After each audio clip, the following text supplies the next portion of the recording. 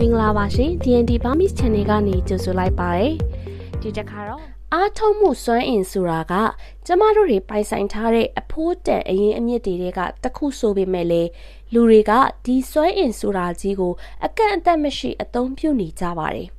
ကျမတို့တွေဟာကျမတို့ရဲ့အားထုတ်မှုစွမ်းအင်နေနဲ့မထိုက်တန်တဲ့လူတွေကိုအာရုံစိုက်ဖို့သူတို့စီကလာတဲ့စိတ်ပင်ပန်းဆင်းရဲမှုတွေကိုရယူဖို့ကျမတို့ရဲ့အချိန်တွေနေ့ရက်တွေနှစ်ပေါင်းများစွာကြာတဲ့အထိအသုံးပြုနေကြပါတယ်ဒီလိုသုံးနေတာကိုလည်းသတိမမူမိကြပါဘူးတကယ်ကတော့လေလူတိုင်းကတည့်ရဲ့စွမ်းအင်နဲ့မထိုက်တန်ပါဘူးအဲ့ဒါကြောင့်ကိုယ့်ရဲ့ဘဝကိုယ့်ရဲ့အာယုံဆိုင်မှုနဲ့ကိုယ့်စိတ်ငြိမ်းချမ်းသာယာစေဖို့အားကောင်းတဲ့နည်းလမ်းတွေကိုနားလည်ထားဖို့လိုအပ်ပါတယ်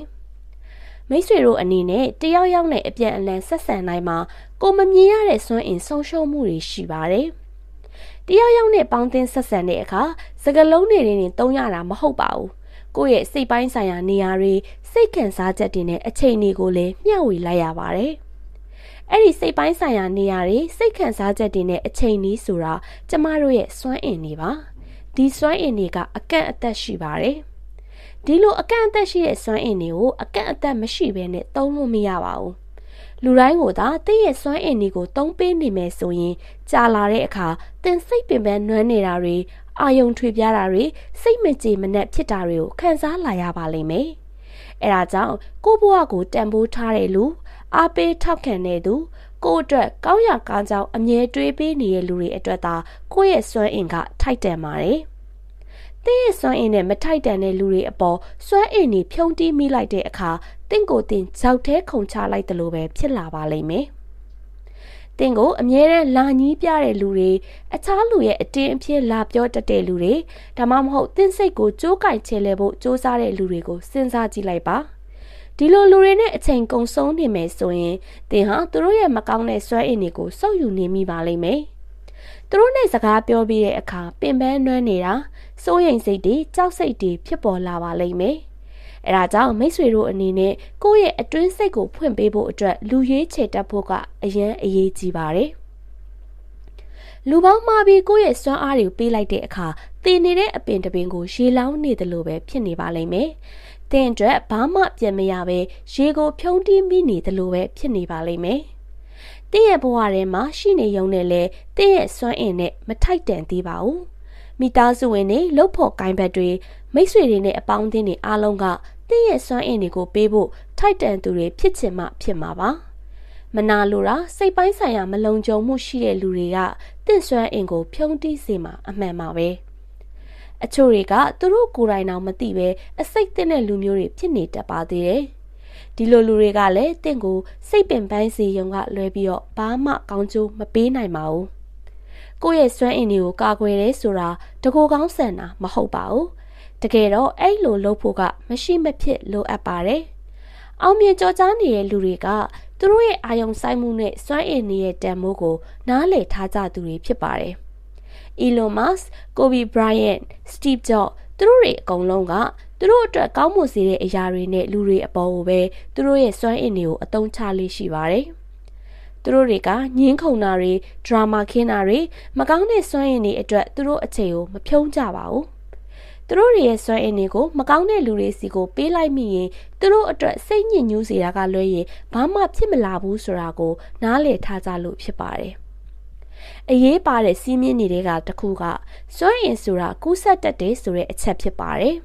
။မိတ်ဆွေအနေနဲ့ကောင်းမွန်တဲ့စွမ်းအင်ရှိတဲ့လူစိတ်ခွန်အားပေးတဲ့သူကိုယ်တိုင်ကစီးစနစ်တကျနေတတ်သူတွေနဲ့အချိန်ကုန်ဆုံးတဲ့အခါသူတို့ရဲ့စွမ်းအင်တွေကတင့်စီကိုကူးဆက်လာပါလိမ့်မယ်။အဲ့ဒီအခါသင်ရဲ့စိတ်အခြေအနေကကောင်းမွန်ပြီးအာယုံစူးစိုက်မှုတွေလည်းကောင်းမွန်ပြတ်သားလာပါလိမ့်မယ်။ဒါပေမဲ့ညီးတွားတတ်တဲ့သူဝေဖန်တတ်တဲ့သူလက်လျှော့အရှုံးပေးတတ်တဲ့သူမျိုးတွေအနားမှာရှိနေရင်သူတို့ရဲ့မကောင်းတဲ့စွမ်းအင်တွေကသင်စီမှာလည်းခံစားရနိုင်ပါလိမ့်မယ်။မိမိရဲ့စွမ်းအင်ကိုကာကွယ်ခြင်းဆိုတာကိုယ်နဲ့ပေါင်းသင်းတဲ့လူကိုဉာဏ်အမျှော်အမြင်ရှိရွေးချယ်ခြင်းပဲဖြစ်ပါတယ်။မိတ်ဆွေအနေနဲ့ကိုပေးလိုက်တဲ့စွမ်းအင်အတွက်တော့ရိုးသားဖို့လိုအပ်ပါတယ်။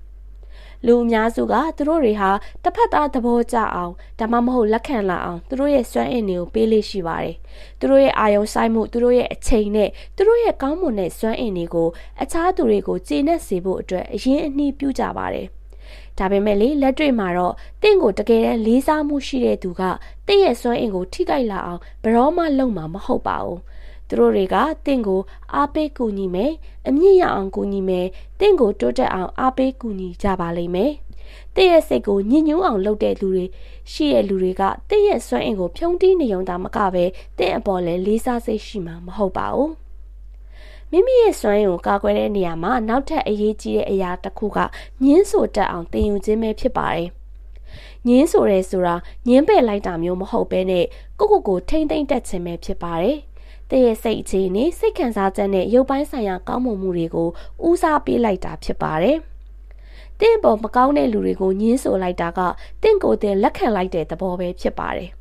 တင့်ရဲ့စွမ်းအင်နဲ့မထိုက်တဲ့လူတိုင်းကိုတင့်ရဲ့စွမ်းအင်တွေပေးမိတိုင်းတင့်ရဲ့ကိုယ်ပိုင်တိုးတက်မှုတင့်ရဲ့အိမ်မက်နဲ့တင့်ရဲ့ငြင်းချက်နဲ့စိတ်တွေကပျောက်ကွယ်သွားနိုင်တယ်ဆိုတာကိုအမြဲတမ်းအမှတ်ရနေသင့်ပါတယ်။ဖြည်းဖြည်းချင်းစွမ်းအင်တွေကုန်သွားတဲ့အချက်ကိုလည်းသတိထားဖို့အရေးကြီးပါတယ်။စွမ်းအင်တွေစုပ်ယူလိုက်တယ်လို့ဖြစ်တယ်ဆိုတာအမြဲတမ်းမသိတာပါဘူး။အချို့လူတွေကသူတို့ရဲ့တစ်ဖက်သားအပေါ်မနာလိုမှုတွေကိုတစ်ဖက်လက်နဲ့ဖော်ပြတာမျိုးတစ်ဖက်သားရဲ့စိတ်ညစ်ညူးသွားအောင်လှည့်ပတ်ပြောဆိုတာမျိုးတွေလုပ်တတ်ပါတယ်။ဒီလိုအပြုအမူလေးတွေကတင်းငယ်တယ်ထင်ရပေမဲ့အချိန်ကြီးကြာလာတဲ့အခါတင်းရဲ့စွမ်းအင်တွေကကုံလာလို့ကုံလာမှမသိအောင်ဖြစ်နေတတ်ပါတယ်။ကိုယ့်ရဲ့စွမ်းအင်ကိုကာကွယ်တယ်ဆိုတာဒီလူတွေရဲ့ပြောဆိုပုံတွေကိုနားလည်ပြီးတင်းဘဝတွေကဖယ်ထုတ်ဖို့လှုံ့ဆော်လိုက်တာဖြစ်ပါတယ်။ကိုယ့်ရဲ့စွမ်းအင်ကိုကာကွယ်တယ်ဆိုတာလူတွေကိုရှောင်ခိုင်းတာမျိုးမဟုတ်ပါဘူး။သူတို့ရဲ့အတွေးအခေါ်တွေကိုရှောင်ခိုင်းတာပဲဖြစ်ပါတယ်။တင်းရဲ့အချိန်နဲ့အာယုံစူးစိုက်မှုနဲ့စိတ်ခံစားချက်တွေကတန်ဖိုးရှိတယ်ဆိုတာကိုအမြဲတမ်းနားလည်ထားပါ။တင်းရဲ့စွမ်းရည်အတွက်တင်းဟာဘသူ့အပေါ်မှာအကျွေးတင်မနေပါဘူး။တင်းအနေနဲ့တစ်ဖက်ကပြောလာတဲ့စကားတိုင်းပြဿနာတိုင်းပဋိပက္ခတိုင်းကိုတုံ့ပြန်နေစရာမလိုအပ်ပါဘူး။တင်းအနေနဲ့ကိုတန်ဖိုးထားအာယုံစိုက်ပြီးရှေ့ဆက်နိုင်ပါတယ်။ဘဝဆိုတာတူတူလေးပါ။ကိုယ့်ရဲ့စွမ်းအင်အနေနဲ့10မိနစ်လောက်တောင်မထိုက်တန်တဲ့လူတွေအပေါ်အသုံးမပြုမိပါစေနဲ့။လူအများစုကစီးရီပေါင်းနေတတ်မှတ်တဲ့အခါမျိုးမှာထိတ်တိုက်စကားပြောရတာတွေဒါမှမဟုတ်ညင်းဆိုရတာတွေကိုကြောက်နေတတ်ပါတယ်။အဆက်အသွယ်မလုပ်တာမျိုးဒါမှမဟုတ်အဆက်အသွယ်လုပ်တဲ့နေရာမှာကန့်သက်လိုက်တဲ့ဆိုတာအနေအေးသွားတာမျိုးဂယုမဆိုင်တဲ့လိုမျိုးဖြစ်မှာကိုအချို့ကစိုးရိမ်တတ်ပါတယ်။ဒါပေမဲ့စိတ်မှန်တဲ့ခွန်အားဆိုတာရှင်းလင်းပြသခြင်းနဲ့စီးမြင့်နေအပေါ်မူတည်နေပါတယ်။တင်ချထားတဲ့စီးရီပေါင်းတွေကိုလေးစားတဲ့လူကဒါကိုလက်ခံမှာပါ။ဒါတွေကိုမလေးစားတဲ့လူကအတင်းရဲ့စွမ်းအင်တွေကိုဖြုံးတီးပြမှာပဲလေစီးပေါင်ကန့်သက်တယ်ဆိုတာလူတွေကိုအဝေးရအောင်တွန်းထုတ်တာမျိုးမဟုတ်ပါဘူးကိုအကောင်းဆုံးနေရာမှာရောက်ရှိနေဖို့ကာကွယ်လိုက်တာပဲဖြစ်ပါတယ်ကိုယ့်ရဲ့စွမ်းအင်တွေကိုဘယ်သူတွေစီပေးမယ်ဆိုတာကိုရွေးချယ်လိုက်တဲ့အခါပုံမရှင်းလင်းပြသလာပြီးစွမ်းအင်တွေပိုရလာစေတဲ့အပြင်လွတ်လပ်မှုကိုလည်းခံစားလာရမှာဖြစ်ပါတယ်အခုပြောပြတဲ့အလေးထားကတည့်ရဲ့တကူရဖွံ့ဖြိုးတိုးတက်ဖို့အတွက်ပဲမဟုတ်ပါဘူး။တည့်ရဲ့လုပ်ငန်းခွင်တည့်ရဲ့အခြေရေးနဲ့ project တွေမှာလည်းအောင်မြင်မှုကိုရရှိစေမှာဖြစ်ပါတယ်။မကောင်းမြင်တတ်ပြောတတ်တဲ့လူတွေမလိုအပ်ပဲ drama ခင်းတဲ့လူတွေကျေးဇူးမတည်တတ်တဲ့လူတွေကတည့်ရဲ့တိုးတက်မှုကိုနှေးကွေးစေနိုင်ပါတယ်။ဘာကြောင့်လူတိုင်းကတည့်ရဲ့စွမ်းအင်နဲ့မထိုက်တန်ရတာလဲ။ဘာလို့လဲဆိုတော့လူတိုင်းကတည့်ရဲ့ရည်မှန်းချက်စံတန်ဖို့ဒါမှမဟုတ်တိုးတက်မှုတွေနဲ့မကိုက်ညီလို့ပဲဖြစ်ပါတယ်။လူတိုင်းကတင်ရင်းနှီးမြုပ်နှံထားတဲ့အချိန်นี้အားထုတ်ကြိုးပမ်းမှုတွေအာယုံစိုက်မှုတွေကိုလေးစားပေးနိုင်မှာမဟုတ်ပါဘူး။အဲဒါကြောင့်ကိုယ့်ရဲ့စွမ်းအင်ကိုကာကွယ်တယ်ဆိုတာတကူကောင်းဆန်တာမဟုတ်ပါဘူး။မဟာဗျူဟာကြခြင်းလို့ခေါ်ပါတယ်။အဲဒီနေရာမှာတိုးတက်မှုတန့်နေခြင်းနဲ့တိုးတက်နိုင်ခြင်းအာယုံထွေပြားခြင်းနဲ့ရှင်းလင်းခြင်းမောပန်းနွမ်းနယ်ခြင်းနဲ့အားတက်ခြင်းစသည်တို့ကွာခြားသွားပါလိမ့်မယ်။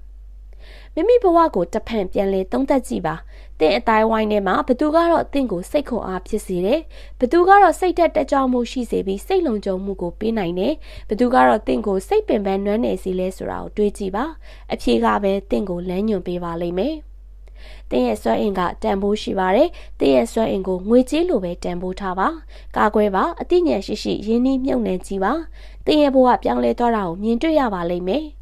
်တင်းရဲ့စွမ်းအင်တွေနဲ့မထိုက်တန်တဲ့လူတွေအပေါ်စွမ်းအင်တွေကိုမပေးတော့တဲ့အခါတင်းအတွက်တကယ်အရေးပါတဲ့အရာတွေကိုအာရုံစိုက်နိုင်လာပါလိမ့်မယ်